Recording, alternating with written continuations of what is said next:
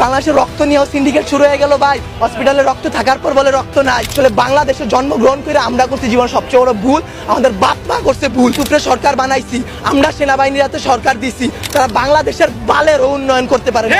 তারা 36 দিন পর তারা এনসিপি গঠন করে। চুলাই অভিশপ্ত না, অভিশপ্ত বাংলাদেশের রাজনীতি। রাতের বেলা লাশ গুম কইরেন না। মৃত সাগর বানাই দিতে আল্লাহ 2 মিনিট ভাবে নাই। ফেরাউন্ডে পানিতে ভাসাই দিতে আল্লাহ 2 মিনিট ভাবে নাই। আমরা তো পাপিষ্ঠ জাতি, আমরা তো খারাপ জাতি। আমাদের ডুবাই দিত আল্লাহ 2 মিনিটও ভাববে না। আপনাদের বলা আর এই যে নিজের গালে নিজে এইভাবে থাপ্পড় দেওয়া ভাই সেম কথা। ব্যথাটা নিজের উপরই, থুতুটা নিজের উপরই পড়ে। উপদেষ্টারা আসতেছে 20টা করে গাড়ি নিয়ে আসতেছে, উত্তরার রাস্তা বন্ধ করতেছে, সেক্টরের রাস্তাগুলো বন্ধ করতেছে। এতে যাদের যেই সন্তানগুলো আহত হয়েছে, নিহত হয়েছে, তাদের বাবা মাদের ঢুকতে দিতেছেন না আপনারা। তাদের বাবা মারা এখন পর্যন্ত খায় নাই। আমার মা শোকে শোকাহত হয়ে গেছে।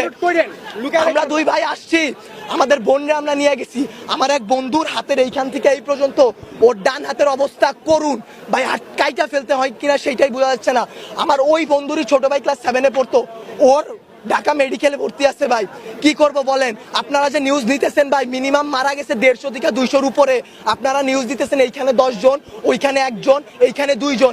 আসলে ভাই বলতে গেলে কি, আমরা উপদেষ্টা আনাইছি, আমরা ইউসুফরে সরকার বানাইছি, আমরা সেনাবাহিনীর হাতে সরকার দিছি।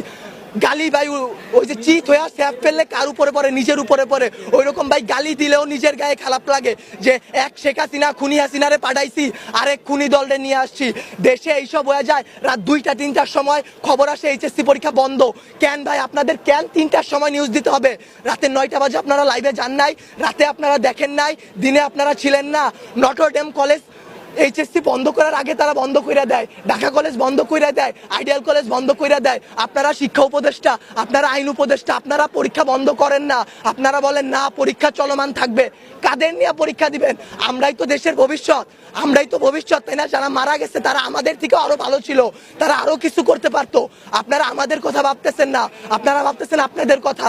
আপনাদের এইসব বলা আমার গলাটা ভাঙা ফেলা ভাই, 2টা সেম কাজ। তার কারণ কি, আপনারা কোনো নিউজই দিবেন না, সব কাটকুট করে ফেলবেন আপনারা। যদি ভাই আপনারাও ভাই কোরআনকে সাক্ষী রেখে, আপনারাও মুসলমান, আপনাদেরও ধর্ম আছে, মুসলমান না হইলে আপনারা আপনাদের আল্লাহর উপর ভরসা করুন। আল্লাহ ছাড় দেয়, ছাইরা দিবে না। আজকে যেই বাচ্চাগুলো মারা গেছে তাদের বাপ মারা এখনো খায় নাই, তারা ভবিষ্যতে কোন দিন খাইতে পারবে তারা জানে না। তাদের অভিশাপ যদি ভাই আপনাদের উপর লাগে, সাংবাদিক সমিতি কেন, সম্পূর্ণ বাংলাদেশ লইরা উঠবে। আল্লাহর বিচার আপনারা দেখছেন। মৃত সাগর বানাই দিতে আল্লাহ 2 মিনিট ভাবে নাই। ফেরাউন্ডে পানিতে ভাসাই দিতে আল্লাহ 2 মিনিট ভাবে নাই। আমরা তো পাপিষ্ঠ জাতি, আমরা তো খারাপ জাতি। আমাদের ডুবাই দিত আল্লাহ 2 মিনিটও ভাববে না। বাংলাদেশের রাজনীতি ভাই, আপনারা বলতে পারেন জুলাই অভিশপ্ত মাস, গত বছর এত মানুষ মারা গেল, আজকে এত মানুষ